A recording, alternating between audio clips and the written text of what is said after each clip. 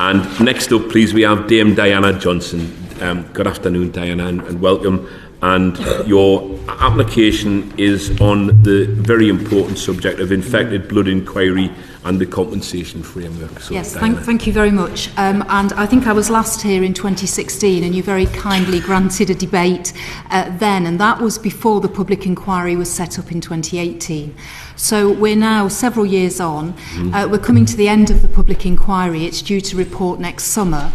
And the government very wisely last year asked Sir Robert Francis to do a piece of work to look at what compensation would look like if that was recommended by the public inquiry. And so that piece of work was carried out, setting out what a framework for compensation would be. It was sent to the government earlier this year. It was published in July.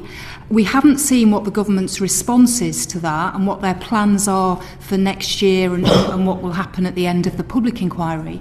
So, unfortunately, we've only had a series of written ministerial statements. There's never been an opportunity to question ministers with an oral statement.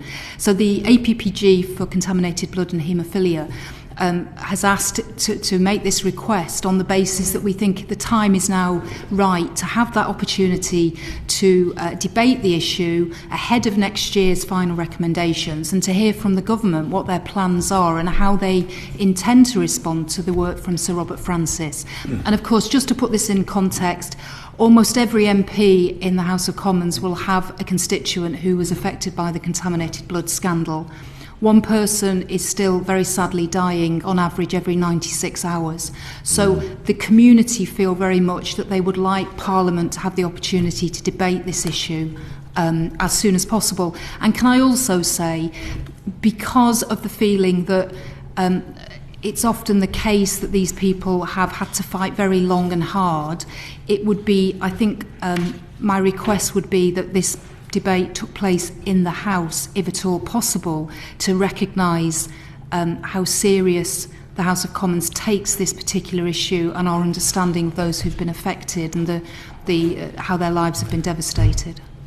Yes, thank you very much, Diana. Anyone? Can I may have been confused on this, but I thought there had been an announcement that the government had agreed to set out, I think it's £100,000 compensation, leading to £4 million.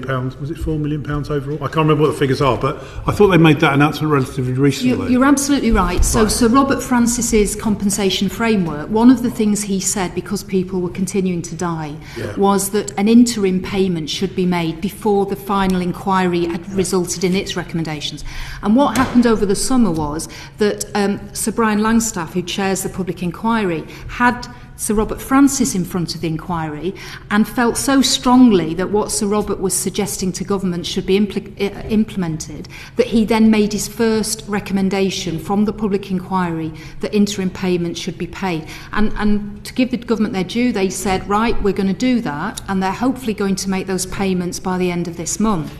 So that's £100,000 to those people who currently receive financial support. But just to put it in context, not everybody does. So, for example, if you had a child who received a blood transfusion and then went on to develop HIV and AIDS, those parents, that family, never received any financial support for the loss of the child. So there is also a view that we need to debate that. We need to hear what the government's intention is for people who do not currently receive any financial support.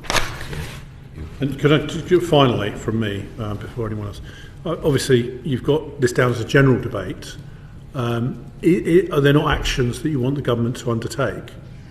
Well, of course there are, but what we felt was most appropriate was really to get the Minister onto the floor of the House, hopefully, to explain what the government's proposals and plans are looking forward to the middle of next year when the final recommendations will come out.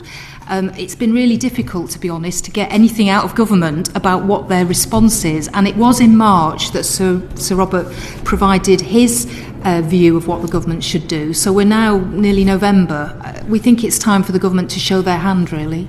Thank you. And in terms of timeliness of the debate, Diana, how soon would you like this aired, if at all possible? Because we're pretty much stocked up in terms of debates for the chamber until about mid-November anyway.